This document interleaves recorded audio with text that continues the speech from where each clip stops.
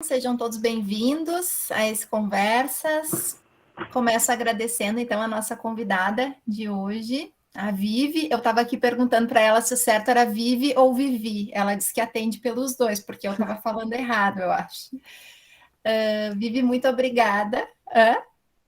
Eu que agradeço o convite. Tanto faz, Vivi, Vai atender eu vou também, né? atender.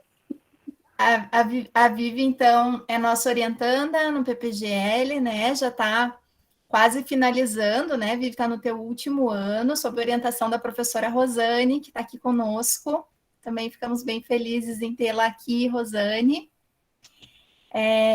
E a Vivi passou por uma experiência, então, muito recente de doutorado sanduíche em Barcelona, né? Então, o intuito desse Conversas é falar um pouquinho sobre essa experiência, e a Vivi deu o título, então, da fala de Experiências que Transformam, Relatos de uma Viagem Acadêmica. E eu passo, então, para ti, Vivi, para a gente conversar aí, e na sequência a gente abre para perguntas. Já antecipo, né, que se alguém quiser ir colocando no chat também, a gente vai depois lendo ali as perguntas, e fiquem à vontade. Mais uma vez, obrigada, Vivi, e vamos lá. Se me permitem, só uma partezinho, porque como eu comentava Claro antes, que eu vou sim. ter de sair. Então, só para dizer também que eu estou muito orgulhosa dessa travessia da Vive e o quanto é visível. Agora ela já escreveu um texto, um capítulo nessa volta, nesse retorno dela de Barcelona, e é muito visível o quanto essa estada em Barcelona, eu já comentava com ela ontem durante a orientação, o quanto essa estada em Barcelona foi extremamente importante, né? Passou de uma digamos assim, de um conhecimento que ela tinha e tal, mas a partir de livros, para uma experiência que agora ela escreve, e é muito visível. Foi muito bom ler o quanto o quanto houve crescimento nessa experiência que ela teve, então, em Barcelona, né? O que só quis falar até como um incentivo para todo mundo que possa fazer o doutorado sanduíche, que não deixe de aproveitar a oportunidade, né? Tenho certeza que a fala da Vivi, assim como de outras pessoas que também já foram, só vai tornar ainda mais importante essa experiência de poder passar um tempo fora, aprendendo e conhecendo e se experimentando também, que eu acho que, no fim de tudo, é o mais importante. Então, parabéns, Vivi, obrigada pela confiança, né, pela nossa conversa junta sempre, né, e uma boa apresentação. Estou bem orgulhosa de ti. Rosane, só para esclarecer o pessoal, em que cidade mesmo tu fizesse também o pós-doutorado? Foi em Granada. Granada, também na Espanha. Então, só para complementar assim essa informação, acho que é importante, assim como para nós professores também, isso é muito, muito importante. Muito. As redes que vão se formando, né? Exatamente. Vivi, obrigada, Rô, pela fala. Vive contigo, então. Eu não sei se tu vai compartilhar a tela, mas a Rose, eu acho que daí tu pode tirar, mesmo que a Vivi não tenha uma apresentação, acho que agora dá para tirar. Como a prof falou, né, o título que a gente deu para a palestra Experiências que Transformam Relatos de uma Viagem Acadêmica, que é como eu me senti, né? Então, foi uma viagem que me proporcionou experiências que apenas me proporcionaram ganhos, né? Então, todos que me perguntam, foi algo que te apesar da pandemia, né? Porque o Covid, ele não sumiu, né? Ele permaneceu. Então, não foi te atrapalhou? De alguma forma, sim, mas eu não posso reclamar. Então, foi algo realmente que me trouxe muita coisa. Então, eu não posso reclamar do Covid, eu só tenho a agradecer a essa experiência. Tá? Então, eu fiz um roteirinho, né? A prof me deu algumas ideias para falar hoje. Então, o que seria, né? Quando eu entrei no doutorado, eu tinha uma ideia de fazer o sanduíche, porque o sonho de conhecer a Espanha vem desde a graduação, né? Na graduação não tinha tantas possibilidades de se viajar para a Espanha, de fazer um intercâmbio como se tem hoje, né? Então, essa ideia, né? Como no mestrado não se tem essa possibilidade, isso ficou para o doutorado. Então, primeiro é a ideia, para onde se ir, né? Para qual país, né? E depois se escolher a cidade, né? Primeiro. Depois, os contatos, né? Tem que se fazer contatos. Universidade e o co-orientador. Isso tem que se fazer, né? Tu tem que ter esse contato em mãos antes de se candidatar para a bolsa. Se tu não tiveres isso, né? As tuas chances de conseguir a bolsa são, né? Já caem um pouquinho. A proficiência é outro ponto muito importante. É primordial fazer a proficiência com antecedência. No meu caso, a proficiência do espanhol, eu não sei no inglês, mas no espanhol, o diploma, ele demora mais para sair, né? O dele, tu recebe a resposta de como tu te saíste na prova, porém, o teu diploma, ele demora em torno de 4 meses para sair. Então, é importante fazer a proficiência com mais antecedência, né? Para te já ter esse documento em mãos quando se candidatar à bolsa, né? Então, é uma preocupação a menos quando fores organizar os documentos para o edital interno da instituição e para o edital da CAPES, no caso, que foi o que eu participei, e, claro, tem o edital do CNPq também, né? Depois tem os editais, né, da instituição interno, que é o primeiro passo, né? Reunir os documentos, né? Seguir direitinho, né, todas as etapas. E o edital da agência de fomento. Tendo todos os documentos, é tranquilo, né? Não tem como dar errado. É bem tranquilo.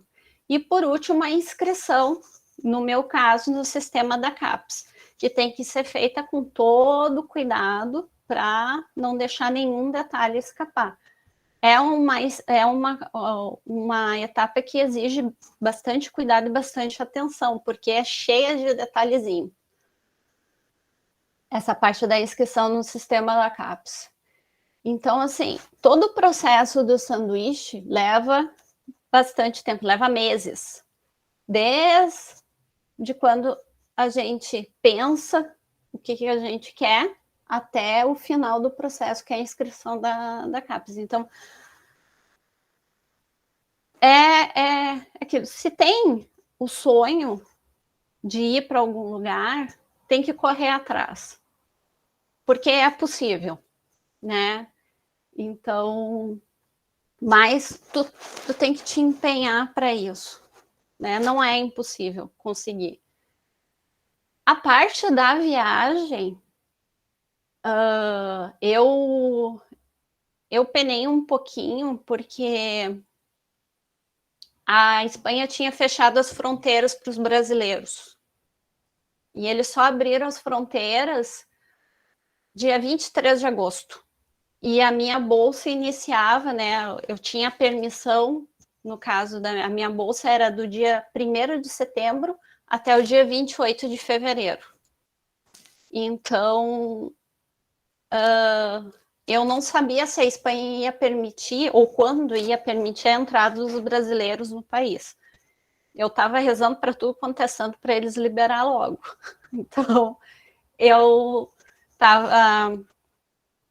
O máximo que ia acontecer, que eu cheguei a verificar, é ter que mudar o período da bolsa, né, para mais adiante, que poderia acontecer. Mas eu fiquei bastante ansiosa, né, esperando o governo liberar a entrada à fronteira para os brasileiros, por causa de toda a questão da pandemia, porque aqui no Brasil a pandemia estava pique, e na Europa já tinha baixado um pouco os níveis de contaminação. E no dia 23 de agosto, o governo espanhol liberou a entrada dos brasileiros, e aí foi a correria para conseguir um agendamento no consulado em Porto Alegre, para levar a documentação, porque o visto para a Espanha, tu leva a documentação, o visto leva em torno de 15 dias para ficar pronto, aí tu tem que voltar no consulado para buscar o visto. É diferente, por exemplo, do americano, que me disseram que tu sai da embaixada com um visto já na mão, né? Não, no espanhol tu leva a documentação e 15 dias depois tu busca o visto, né? Então, eu consegui uma agenda, eu acho que para 2 dias depois que eles liberaram a fronteira. Eu tive sorte ainda. Então, eu levei os documentos, aí eu já fiquei sabendo lá que estava tudo certo, que eu ia receber o visto, e eles me disseram, pode preparar tua viagem, que dentro de 15 dias o teu visto vai estar pronto. Aí, organizei tudo, né, seguro viagem, é obrigatório, aí compra de passagem, aí tu fica assim, para quando eu compro a passagem? Será que em 15 dias o visto vai estar aí mesmo? Né? O alojamento era obrigatório, né? Tu ter a residência, onde é que tu vai ficar? Lá, né? Tu tem que ter isso tudo organizado, né? Então, eu busquei o meu visto no dia 30 de agosto. Dia 30 de agosto, o meu visto foi liberado, eu fui buscar. E viajei no dia 3 de setembro. Outra coisa importante que a gente tem que cuidar também são os documentos que eles exigem para entrar nos países. E também nos países de escala. Na ida, eu passei por Frankfurt, né, na Alemanha, e tive que apresentar um documento quando eu passei pelo país. É um documento que eles exigem simplesmente por passar na entrada ali na União Europeia, tá? E outro para entrar na Espanha. Então, são apenas detalhezinhos que podem te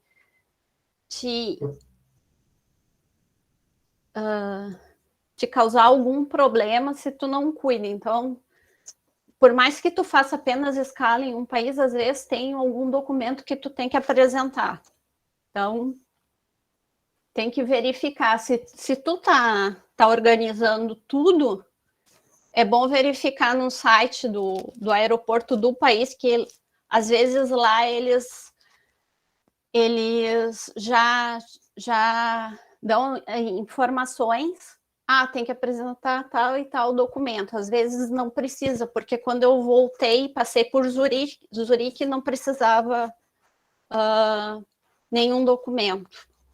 Então depende em qual país se vai fazer a escala. Então é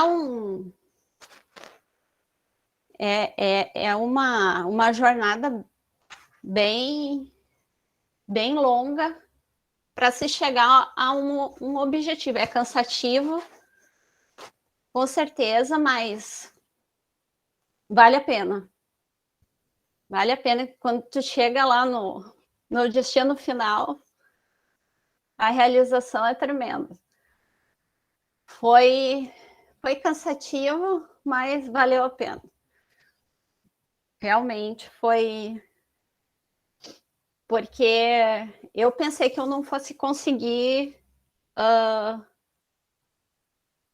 ir em setembro. Eu achei que eu ia ter que jogar para mais para frente, ou para outubro, ou para novembro, por causa da pandemia.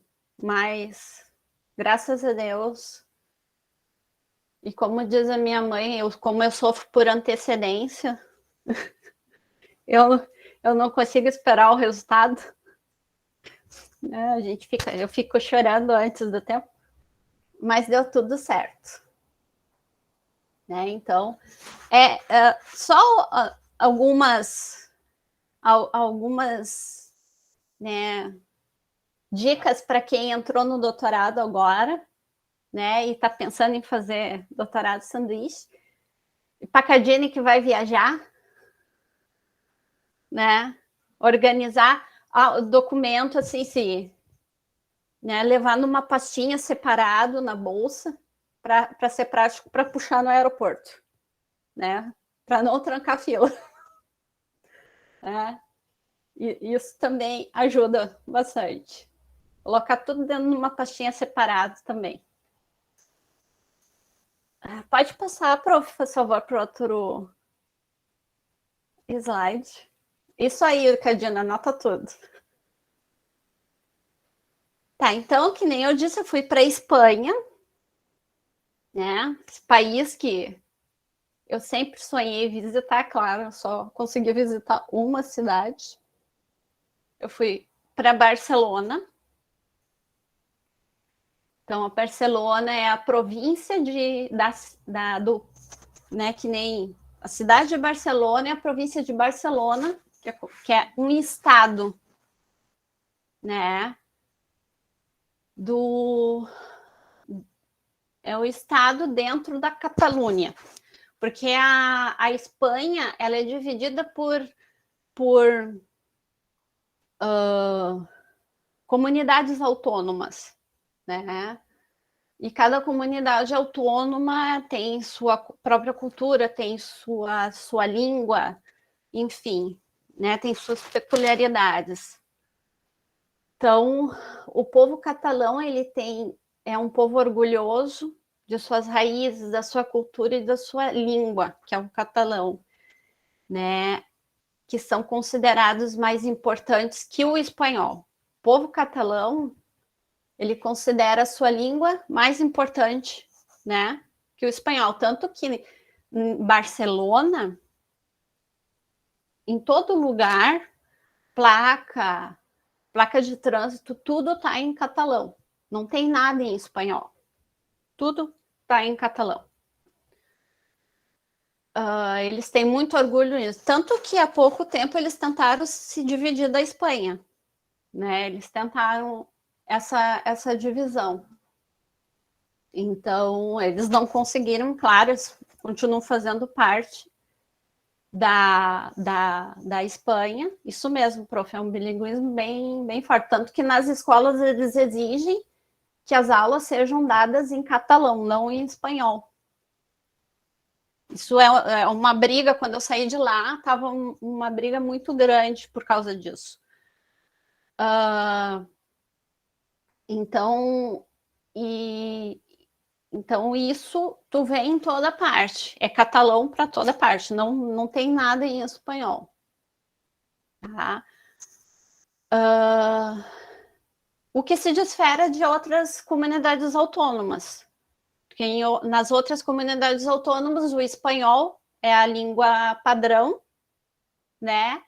E, a, e as outras, no caso, por exemplo, do País Vasco, a língua vasca é a segunda língua, nesse caso. Então, para as outras comunidades não têm essa cultura tão forte, né, do bilinguismo. Eles ensinam, né, a outra língua, mas não é tão forte como a Catalunha, né? Então, e Barcelona, apesar da grande destruição durante a Guerra Civil, né, porque ela foi muito bombardeada durante a Guerra Civil, em 1938 teve um grande bombardeio que destruiu uma grande parte da cidade. Eles restauraram muitos prédios antigos, reergueram prédios antigos, né, mantiveram a arquitetura antiga de alguns prédios, e até hoje eles mantêm essa cultura de restaurar o antigo. Tem prédios modernos, com certeza, mas essa cultura da restauração se mantém. Tanto que quando eu fui embora, eles estavam iniciando a restauração de um prédio no porto ali de Barcelona. Né? Até interessante de ver, porque eles mantêm toda a carcaça do prédio, né? E por dentro eles destroem tudo para trocar toda a parte elétrica e hidráulica, né? Para modernizar essa parte. Mas a parte externa do prédio, que é a parte antiga, eles mantêm. Então, a cidade de Barcelona, apesar de manter esse aspecto né, dos prédios antigos, ela é belíssima por causa da restauração. Né? Então, essa é a beleza da cidade de Barcelona.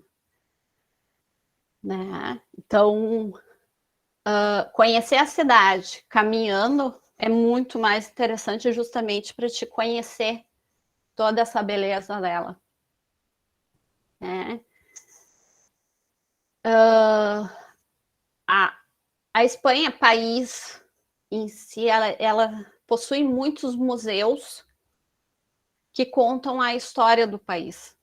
Né? Em Barcelona tem um museu de história, tem um museu militar que possui peças,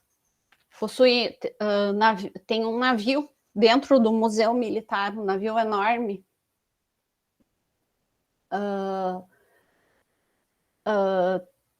Claro, eles preservaram um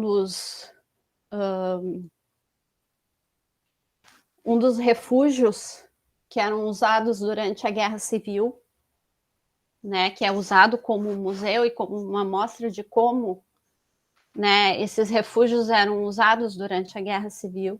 Então, tem muitas mostras da história do país em cada parte, né, em cada cidade, né, principalmente em Barcelona. Então, é muito interessante conhecer. Claro, eu só consegui conhecer Barcelona. Né, a bolsa não permite viajar pelo país, mas conhecer Barcelona já é uma viagem na história do país, né?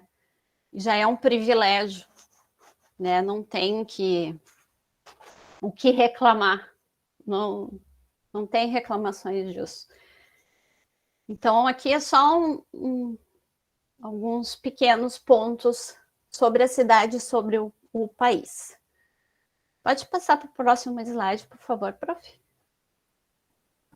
Aqui algumas fotos que eu tirei, né, Claro, eu tirei várias fotos, mas não tem como mostrar aqui, não ia levar horas. Então, a Sagrada Família é uma catedral lindíssima, projetada por Gaudí, por Antoni Gaudí, que foi um arquiteto famosíssimo espanhol. Ela, na realidade, ela ainda está sendo terminada, né? Ela foi começada no século XIX, a construção dela. E, na realidade, eles diminuíram o projeto de Gaudí para poder terminar ela, porque o projeto dele era bem maior, né? Mas, mesmo assim, ela ainda é enorme. E ela é lindíssima por dentro. Tá? O Castillo de Montjuïc, que foi usado como prisão durante a Guerra Fria, e o início do franquismo, né? Depois, Franco utilizou ele como um tipo de museu, né? E agora ele é usado também como museu e é aberto para visitação. Tá? É uma estrutura enorme e tem a sua beleza também, e conta um pouco da história da Espanha e de Barcelona. O Palau de la Música, Palau em catalão significa palácio, é um tipo de um teatro, né, onde acontecem apresentações musicais, né, de orquestras, enfim, é um prédio muito bonito, também muito belíssimo. A gente não, quando a gente foi, a gente não pôde entrar, mas eu vi fotos da parte interna dele. Pelas fotos internamente ele é muito bonito. A parte externa já é bonita, a arquitetura externa dele. O Palau Güell é uma construção também do Gaudí, que foi encomendada pelo Conde Güell, né, que é uma figura célebre de Barcelona, que também mandou construir, né, outros pontos que agora são pontos turísticos em Barcelona, também construídos por Gaudí. E a Praça Sant Felipe Neri é um local que eles preservaram, que foi um local bombardeado durante a Guerra Civil, e ficaram as marcas das bombas nas paredes. E eles mantiveram essas marcas como uma recordação. Então, são memórias da Guerra Civil que eles mantiveram. Nessa praça havia uma igreja que foi destruída nesse bombardeio, né? E aí, infelizmente, pessoas estavam se refugiando nessa igreja e morreram nesse bombardeio. Então, da igreja só ficou a porta, né? A igreja foi completamente destruída. Então, é um ponto turístico, uma amostra do que foi a Guerra Civil, né? Então, são apenas algumas das fotos, eu tenho muitas outras fotos que eu tirei, né, da minha visita a Barcelona. Por que Barcelona? Por que eu fui a Barcelona? Por que eu escolhi Barcelona e a Espanha? Por causa desse senhor simpático, né, que infelizmente nos deixou em 2020 vítima de um câncer, né, e da minha pesquisa, né, título da minha tese, Uma cidade entre livros, imagem, espaço e memória na tetralogia El Cemitério de los Libros Olvidados, de Carlos Ruiz Zafón. E aqui ao lado são as 4 obras que são né, o objeto da minha pesquisa. La sombra del viento, el juego del ángel, el prisionero del cielo e el laberinto de los espíritos. Então, são os quatro livros, né, que eu pesquiso para a minha tese. O que acontece é que a narrativa se passa em Barcelona. Então, por isso que a gente escolheu Barcelona como cidade para que eu, né, fizesse o doutorado sanduíche. Então, por isso a Espanha e por isso Barcelona, por causa dessa peculiaridade, porque a história se passa na cidade de Barcelona, ele trata Barcelona como um personagem e eu precisava conhecer a estrutura da cidade, né? E realmente Barcelona é um labirinto, né? Como ele diz na obra, é literalmente um labirinto. Se tu não se cuidar, tu te perde na cidade. Então, foi por isso que eu escolhi Espanha e a cidade de Barcelona. Pode passar, prof. E essa é a Universitat de Barcelona, que foi a casa escolhida para eu realizar a pesquisa. O professor Alex Pons foi meu co-orientador.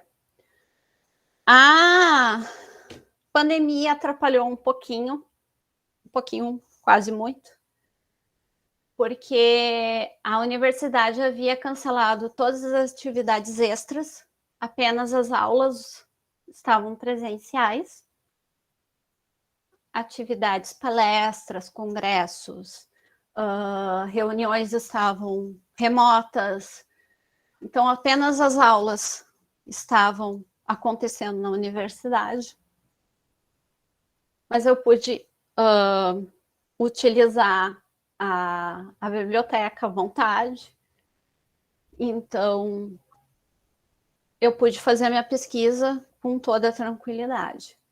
Minha pesquisa foi sobre a Guerra Civil Espanhola, encontrei muito material, muitos livros, autores diversos, de diferentes épocas, e isso me ajudou muito a construir um capítulo extremamente rico para a tese. Uma coisa que aqui, né, infelizmente aqui no Brasil, a gente não tem muito material sobre a Guerra Civil Espanhola, claro. É um assunto que é visto aqui, mas claro que lá eles teriam muito mais material para pesquisa. Esse é o prédio principal da universidade. Ele abriga a Faculdade de Filologia, né, que o curso de letras lá é chamado de Filologia. E, se não me engano, o curso de matemática também. E cada curso tem a sua biblioteca, né? O curso de História e Geografia tem a sua biblioteca no seu prédio, então cada curso tem sua biblioteca, né? E, por exemplo, curso de medicina é em outro prédio, então eram vários prédios separados, espalhados por Barcelona. Esse é o prédio mais antigo da universidade, é o prédio principal e o mais antigo da universidade. Um prédio enorme, também belíssimo, uma estrutura também arquitetônica muito bonita. Então, era mais ou menos isso. Eu também não quis me alongar muito na fala, quis mais, né, contar resumidamente a minha visita a Barcelona. Se alguém tiver alguma pergunta, fique à vontade. Quiser fazer algum comentário. Obrigada, Vivi. Pessoal, quem quiser pode levantar a mãozinha, escrever no chat, né? Enfim. E eu vou começar fazendo um comentário, acho que a Vivi fez alguns apontamentos aí que são bem interessantes para quem quer ir, né? Eu fiz sanduíche fora também, e quando ela deu a dica ali dos documentos, né? Levar os documentos bem sempre à mão, enfim, também acho que é válido a gente ter todos os documentos no celular, fazer foto, digitalizar, levar PDF no celular, que qualquer problema que se tenha, né? A gente está com isso à mão. E a gente sabe o quanto a gente se sente inseguro chegar sozinho num país, né? Chegar e eventualmente qualquer coisa que dê errado, o documento é o principal, né? Tu precisa comprovar tudo, de onde tu tá vindo, para onde tu vai ir, enfim. Então, acho que são dicas práticas, assim, que a Vivi colocou que são bem importantes. E talvez, Vivi, eu fiquei pensando aqui, né, para quem tá aí vendo possibilidades de tentar a bolsa e tal, de tu comentar como é que foi esse teu primeiro contato com o teu co-orientador, né? Se ele já era um contato da tua orientadora, da professora Rosane, como é que se deu essa negociação, né? Porque realmente acho que é um dos primeiros passos. A gente precisa já da carta de aceite do co-orientador quando a gente faz a solicitação junto às agências de fomento, seja CNPq ou CAPES, né? Então, de repente, tu falar um pouquinho sobre esse trâmite inicial aí. Como a prof não tinha nenhum contato ali em Barcelona, a gente teve que ir por currículo, né? A gente olhou os currículos dos professores, né? Primeiro, claro, eu mandei o primeiro, na realidade, o primeiro contato foi com todos os professores da área da literatura, tanto da Universidade de Barcelona quanto da Universidade Autônoma de Barcelona. Eu mandei currículo para todo mundo apresentando o meu projeto, né, falando da minha intenção de ir até Barcelona para fazer essa pesquisa e ver se eu tinha sorte de alguém se interessar, né, em ser meu co-orientador. E aí, claro, tive alguns contatos, e aí o professor Alex se interessou. Ele e mais 2 professores. E aí a gente foi para os currículos. E o professor Alex, por ele trabalhar com memória e já ter feito pesquisas na área da história, né, a gente resolveu optar por ele, né? Não que os outros 2 professores não tivessem um currículo, né, tremendo também, ótimos professores e tudo, mas a gente foi mais pela questão realmente da memória e por ele ter essa pesquisa na área da história, por ele ter feito e ter publicado artigos na área da história. Mas por causa disso, porque como não tinha nenhum contato anterior, né, a gente teve que ir por esse caminho. Obrigada, Vivi. Rafa? Pessoal, bom, primeiro te parabenizar, né, Vivi, por essa experiência, pela tua fala. Eu queria que tu falasse um pouquinho mais, Vivi, como foi, assim, como foi a tua rotina, como foi o processo de pesquisa mesmo, assim, tu mencionou que tu teve livre acesso à biblioteca, né, mas eu queria te ouvir falar um pouquinho, como é que foi, assim, como é que era a tua rotina? Por exemplo, tu falou que tinha as disciplinas de forma presencial. Tu assistiu disciplinas, tu apresentou algum trabalho na disciplina, ou mais de uma disciplina? Com que regularidade tu fazia orientação com o teu, né, com a pessoa que estava te orientando, assim, o teu dia a dia de pesquisa, além da tua presença, né, do teu acesso à biblioteca? Acho que seria legal comentar um pouquinho.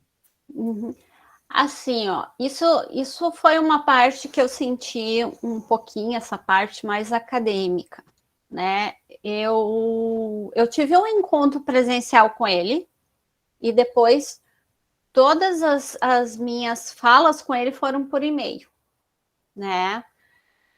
Na realidade, eu não tive abertura nenhuma da parte dele para assistir aula, né, ele me fechou nessa parte, né? Eu me ofereci e ele não, né? Eu não estou dando aula no doutorado, mas também não me convidou para assistir aula no mestrado nem na graduação. Isso eu senti falta. Não sei se foi por causa da pandemia, né? Mas eu senti um pouco fechado nessa parte, sabe? Então, o que eu fiz? Eu me empenhei na parte da pesquisa, né? Não...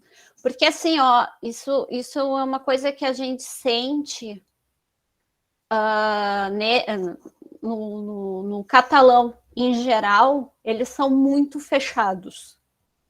Eles são um povo extremamente fechado, né? Uma coisa assim bem, né?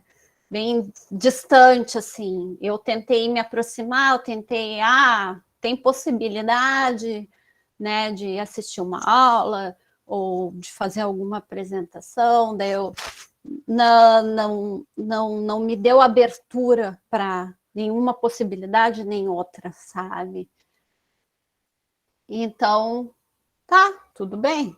Também como tu não tem um vínculo, né? Por exemplo, que nem a prof. Rosângela tem um vínculo com um prof lá na Bélgica, acredito que sim, né? Já tem um contato maior, né?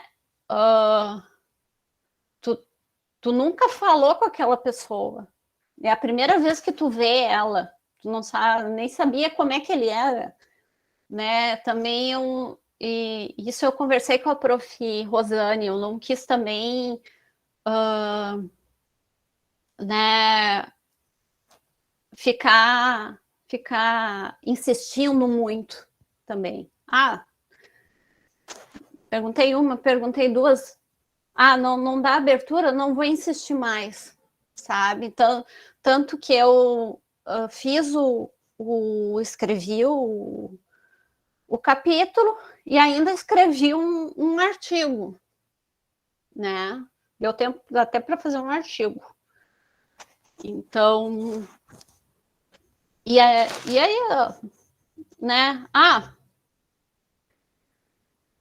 Né, não tem. Aí eu pedi para ele, se o senhor souber de alguma palestra, de alguma coisa que vá acontecer, me avisa, né?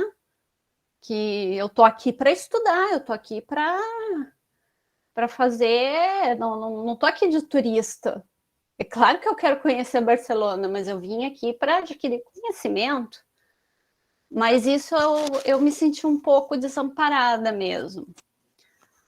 Não sei se eu não quero ser injusta também, porque tem as orientações da reitoria da universidade, né? Também não posso dizer que partiu dele ou se era uma ordem da chefia, né? Porque como eu sigo a universidade tanto no Instagram como no Facebook, eu estava acompanhando os eventos e realmente na área na nossa área não teve nenhum evento, não aconteceu nada. Eram eventos mais ligados à reitoria, eram coisas mais, né, administrativas que aconteciam na universidade. Então, eu não posso pegar e dizer, foi ele que não quis me encaixar em alguma coisa ou me dizer que teve algum evento, alguma coisa. Essa parte eu senti falta, realmente, academicamente falando. Culturalmente, era comigo. A coisa era só eu pegar e ir fazer. Mas, assim, academicamente, realmente eu me senti um pouco perdida. Mas, assim, eu consegui um dos meus objetivos, meu objetivo principal, que era escrever o capítulo, ter um bom material para fazer isso, para acrescentar na tese, eu consegui, né? Mas né, o que eu queria, além disso, que era acrescentar mais academicamente, infelizmente não ficou para a próxima. Um pós-doc, quem sabe, Vivi? Quem sabe, né? Rô? Eu queria dizer uma coisa sobre isso, né? A Vivi, ela fez o estágio sanduíche dela num período, pessoal, inusitado, tá? Não nos esqueçamos que ela fez o sanduíche durante a pandemia. E a pandemia pegou o mundo desprevenido, né? Não fomos nós brasileiros, ou nós na Unisc, ou nós não, o mundo, tá? Ficou sem chão, sem saber o que fazer, né? Então, assim, todas as universidades ficaram muito atrapalhadas, muitos, assim, então, assim, ó, eventos, coisas que normalmente, assim, rotinas, né, que as universidades têm e tinham, né, assim, de encontros, de tutoria, de não sei o que, tudo isso ficou, assim, muito, então, assim, né, sempre vamos lembrar, né, eu acho que esse sentimento da Vivi é né, a vida, né, ainda bem que deu para fazer, né, Vivi, mas, assim, a gente precisa lembrar que é assim mesmo, é complicado, né, e a minha experiência, tanto na Inglaterra quanto depois na Bélgica, a gente aprende muito no corredor. A gente aprende muito almoçando junto com as pessoas, tomando café, indo depois para um barzinho, sabe? Às vezes, assim, talvez até mais do que às vezes naquela situação, não sei, é difícil assim de medir, né? Mas isso tudo ficou comprometido, as universidades todas ficaram vazias, né? Esvaziados, os campos universitários trancados, chaveados, né? Então, assim, eu acho que é importante a gente sempre colocar esse pano de fundo, né, da pandemia em todas essas questões, né, Vivi? Porque foi isso, assim, foi um tempo muito inusitado em que muitas pessoas que estavam, inclusive, eu tenho um amigo que foi fazer pós-doc na Austrália, ficou 2 semanas, me mandou foto da sala dele todo feliz, daí teve que juntar tudo, empacotar e voltar para o Brasil, né? Então, assim, um monte de gente aconteceu isso, né? Então, é importante a gente considerar essa situação e muitas vezes os próprios professores não sabiam o que podiam, o que não podiam fazer, né? E, enfim, é uma coisa assim totalmente atípica, né? Então, acho que é importante a gente fazer. Mas outra coisa é verdade também, né, pessoal? Quando a gente vai para outro país, as coisas às vezes funcionam muito bem, às vezes nem tanto, né? Assim, são com algumas pessoas uma química rola boa, com outras pessoas a coisa fica mais, né, travada, assim, a gente não sabe também, às vezes, né, quando a gente está sendo inconveniente, quando a gente pode um pouquinho mais, é muito sutil, né? Muito sutil, assim, quando a gente está sendo inconveniente, né? Então é muito... Tudo isso também é uma aprendizagem, né, Vivi? Tudo isso também faz parte dessa experiência. Tá? Não, mas eu nem reclamo, prof, porque para mim foi maravilhoso, porque o fato de ter saído o edital mesmo tendo a pandemia, porque se não tivesse saído ali naquele momento, eu não teria conseguido fazer o sanduíche. Sim, seria outro período fora do teu, né, do teu tempo. Exato, então eu não posso reclamar. Foi um pontinho de decepção? Foi, mas e tudo que eu aprendi, tudo que eu ganhei, não tem preço. Foi muito não maior, posso reclamar. Né? Exato, muito maior. Não... E eu consegui chegar, eu alcancei os objetivos que estavam propostos, então tá ótimo. Sim. Outra coisa que eu acho que é importante, que eu percebo na Vivi, é que ela tem isso muito, colocou um objetivo, sabia bem o que queria fazer e tal, porque principalmente quem vai meio ano, tem gente que passa o ano todo, né? Mas meio ano é um período que passa muito rápido. E tu passa por uma mudança muito grande, tu chega, tu tem que ver onde tu vai morar, então, só que tu também não pode te dar o luxo de passar por esse tempo de adaptação, tu tem que, né, de preferência aproveitar todos os dias, desde o primeiro, assim, com aquela meta, né, Vivi? Porque passa rápido, o tempo passa muito rápido. A minha experiência também foi de meio ano, e acho que para quem vai nesse período, assim, não pode marcar bobeira, né? Tem que, desde o início, aproveitar mesmo e extrair o máximo. E como a Vivi fez, né? Se o orientador não está te pegando pela mão, todo mundo é adulto, né? E todo mundo precisa dar conta também daquilo que está a seu alcance. Então, se a biblioteca está lá aberta, é lá que tu vai ir, ou tu vai conversar com outras pessoas, enfim, tu vai encontrar o teu caminho, né? E não esperar que alguém te conduza o tempo todo. Eu acho que é bem importante isso. A Celina perguntou alguma coisa aqui. São quantos anos? Celina, tem os editais abrem e tu escolhe agora eu não lembro, Rô, me corrige, eu não sei se ainda pode fazer 3 meses. Quando eu fui, podia ser 3 ou 6 ou 8 ou um ano todo. Não sei como está agora.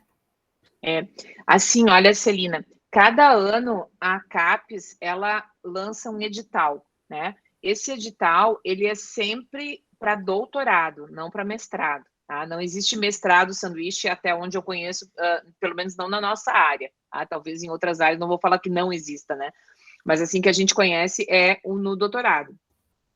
E a cada ano, as regras são daquele edital, daquele ano. Tá? Então, por exemplo, no ano passado não tinha bolsas de 10 meses. Tá? Eram 6 meses no máximo. Este ano, no da Cadine, que a Cadine respondeu, o 10 meses era o máximo. Quando eu fiz doutorado, já faz muito tempo, né? Era um ano e a gente podia pedir mais, né? Então, é um sanduichão, né? A gente podia pedir prorrogação, podia ficar mais 6 meses, né?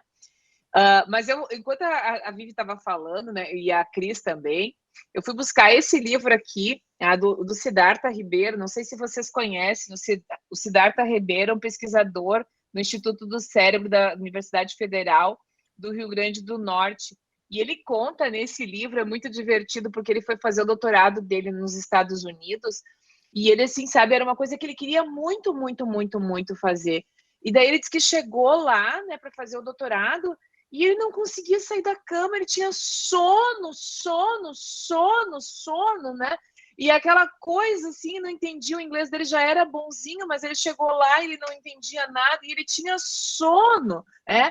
E ele disse que ficou assim, sabe? Ele pensou, meu Deus, o que o meu corpo está fazendo comigo? Está me boicotando, eu quis tanto fazer isso aqui, né? E agora eu estou aqui, eu não consigo fazer nada, eu tenho sono. E ele conta isso, assim, e ele diz que dali, assim, ele passou um mês, assim, abobado, sabe? Com sono e sem conseguir, sabe?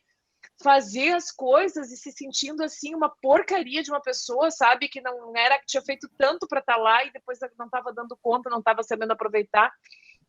E ele disse que, assim, meio um processo meio de metamorfose, assim, que depois desse período, assim, sabe, de auto-boicote, né, mas, na verdade, de adaptação, né, ele começou a entender as coisas, ele voltou a ter energia, e ele voltou a participar, e ele começou a aproveitar, e, sabe, então, assim, né, a gente, às vezes, tem umas reações desse tipo de situação, é realmente um processo de passagem também para a gente, assim, de como é que a gente reage, do que a gente aguenta, o quanto a gente consegue manter de motivação.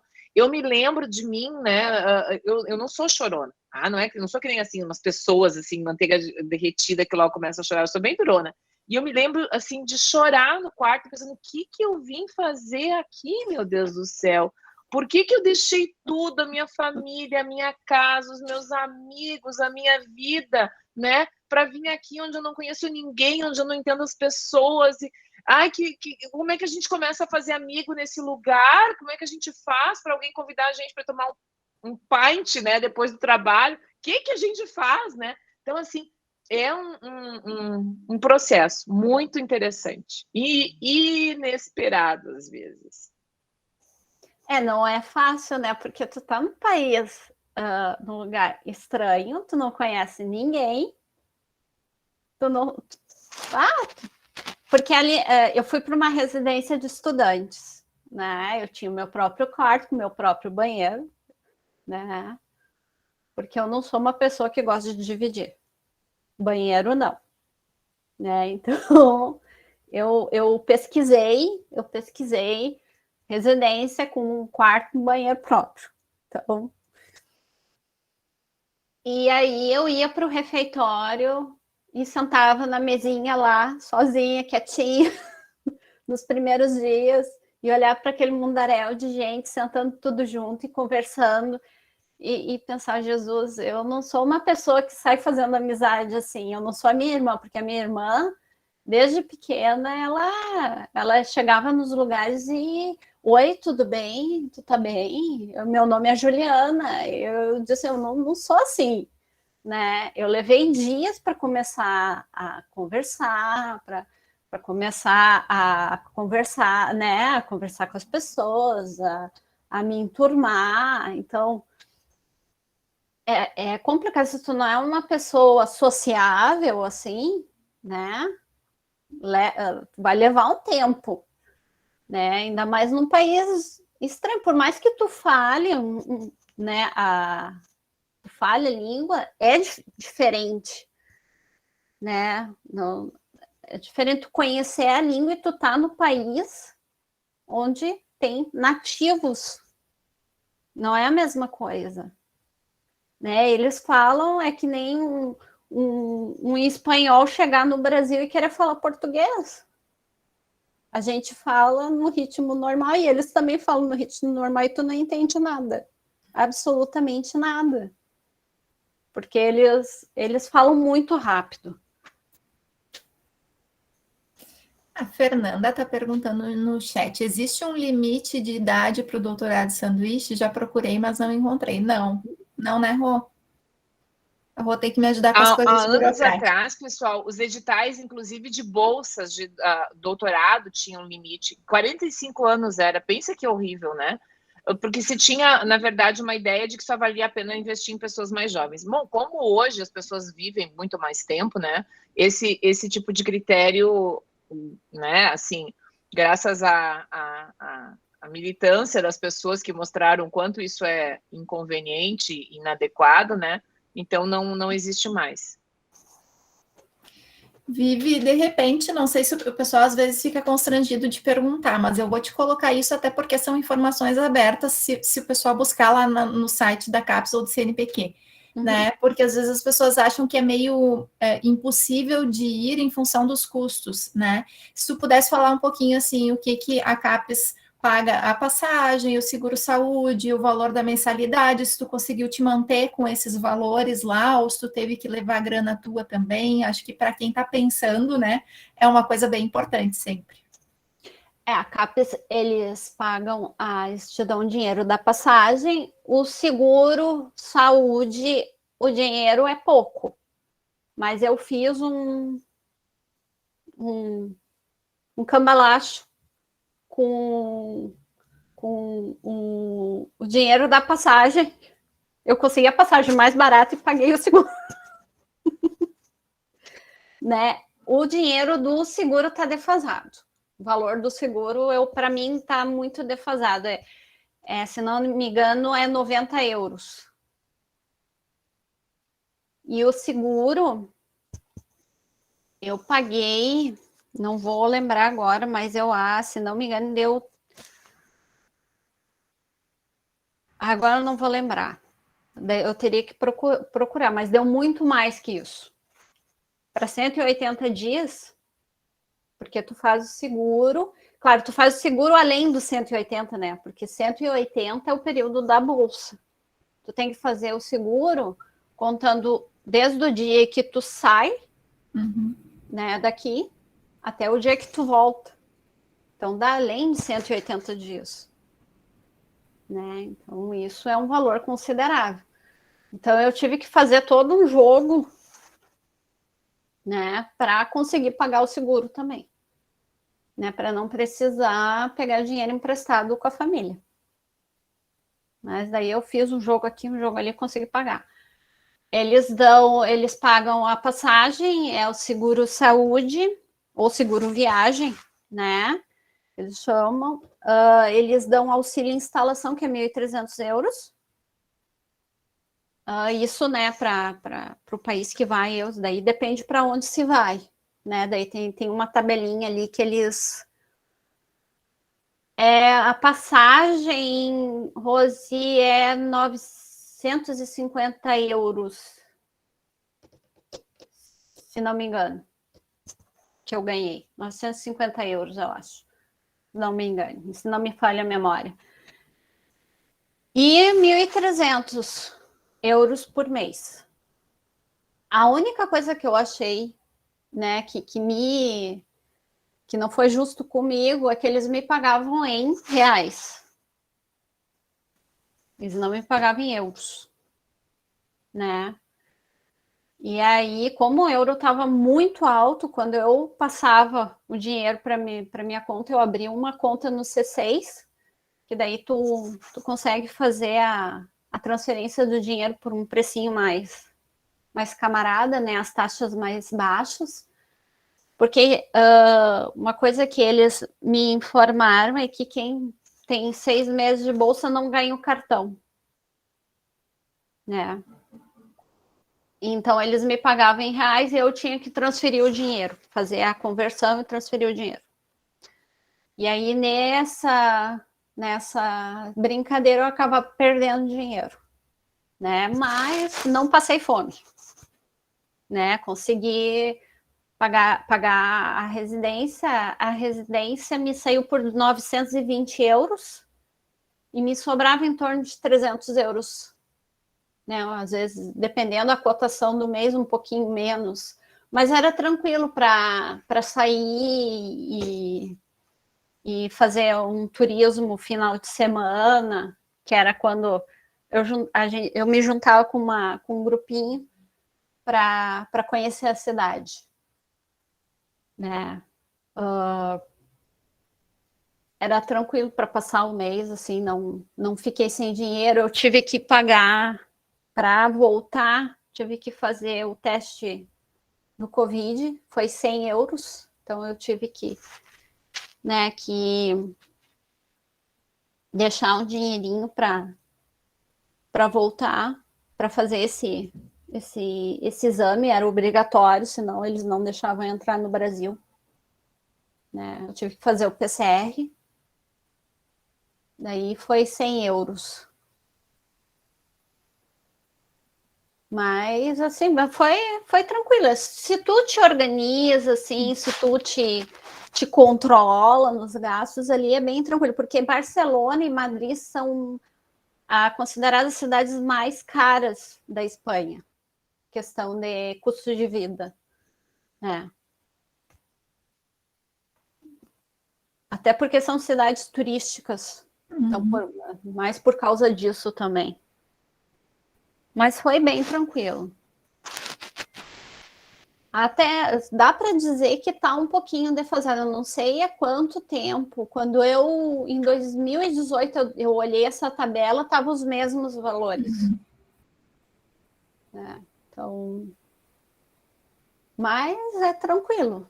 Se organizar direitinho ali, dá para viver tranquilo. Mas alguém, gente? Fala, eu costumo dizer, né, pessoal, depende um pouco do estilo de vida que a pessoa tem, né? Se a pessoa tá achando assim, tipo, tem costume, por exemplo, no Brasil, de frequentar muitos restaurantes chiques, né? De fazer a unha toda semana, de fazer escova e chapinha e tal, isso não dá, fora, né? Agora, assim, a minha experiência é um pouco assim também, assim, quem tá disposto a se submeter, né, a ter um estilo de vida mais simples, mais talvez, né, econômico, enfim, cuidar das suas coisas, né, abrir mão de algumas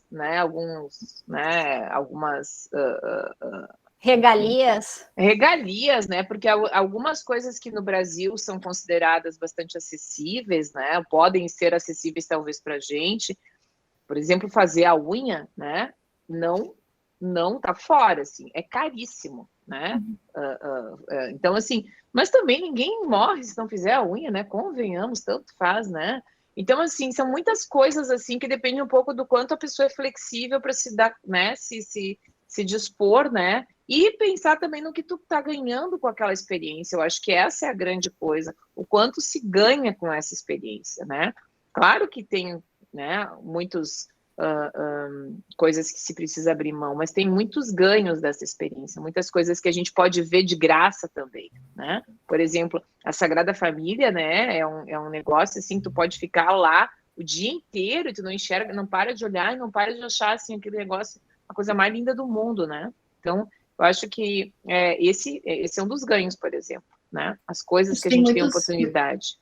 Muitos museus também que tem um dia no mês que abrem gratuitamente, né? Então tem que ficar de olho aí nessas dicas também para otimizar, né? Otimizar a renda.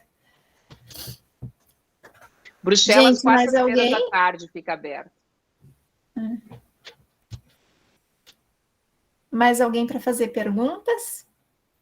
Senão encaminhamos para o fechamento. A Cadine está tudo sob controle, ela ainda está aí? Não sei se ela ainda está na sala. Cadine já está arrumando as malas. Estou aqui, sim. Ah, tá. Já está de malas prontas, Cadine? Eu estava anotando algumas coisas aqui para ver sobre visto e tudo mais que a Vivi estava falando, umas informações bem importantes para ir conferindo, né? Uhum. Vocês têm que trocar figurinhas aí. É desses verdade. bastidores. Eu ia comentar uma coisa que a Cris disse e eu ia dizer, eu diria diferente, Cris. Assim, ó, o celular é bem legal de ter as coisas, mas a gente perde ou pode ser roubado. Tá? Drive, né? Pequeno drive. Eu tive minha carteira roubada, pessoal, em Paris, tá? Assim, dentro do metrô, tá? Tava com os meus filhos, com o meu marido, sabe? Quando a gente, mãe, fica olhando para ver se os filhos não se perdem, se não sei o quê, né? E daqui a pouco deu um chacoalhão, empurra. Na segunda parada, minha carteira não estava mais dentro da minha bolsa, né? Então, e na verdade era assim, um negócio bem organizado, porque um empurrava e o outro roubava, era né, um negócio bem organizadinho, assim. Uhum. Então, realmente, ter tudo no drive, né, como a Cris disse, né? Ter uma pessoa no Brasil com uma procuração para nos representar para qualquer coisa, pessoal. Antes de viajar, a gente tem que deixar uma procuração, né, para alguém que possa nos representar no Brasil. Isso é muito importante. Uma pessoa que tenha, por exemplo, quando eu fui, os meus pais já tinham assim uma certa dificuldade de fazer algumas coisas. Eu deixei para um amigo a procuração, porque eu sabia que ele ia ser capaz de, né, de ir no fórum, de ir aqui, de ir ali e de fazer essas coisas. É muito importante deixar para uma pessoa que tenha, assim, sabe, um pouco de trânsito, assim, sabe, que saiba despachar coisas, né? Então, muitas coisas a gente tem que... E a outra coisa também importantíssima, né? A gente faz cópia do passaporte e nunca anda com ele. Sim. Deixa guardadinho em casa, né? Então, várias coisas, assim, que a gente pode aprender com os outros, né? Assim, sobre pequenos cuidados, né? Para a gente não ter, assim... Os problemas vão acontecer, mas a gente vai ter soluções aí para eles, né? Porque a gente já previu problemas antes e aí tem uma solução para resolver. Eu na Espanha fui obrigada a fazer o documento estrangeiro. Então eu andava com esse documento e deixava o passaporte em casa. Era obrigatório, então. Sim. Mas mesmo nós agora que vamos fazer essa viagem para os Estados Unidos, né, que a gente vai estar, a Cadine, a Sabrine e a Aline e eu, a gente vai deixar os passaportes no hotel sempre e andar com cópias para lá e para cá. Assim que, né, a gente... E também não se anda com muito dinheiro, e coisinhas assim, né, bem... Fechamos, então?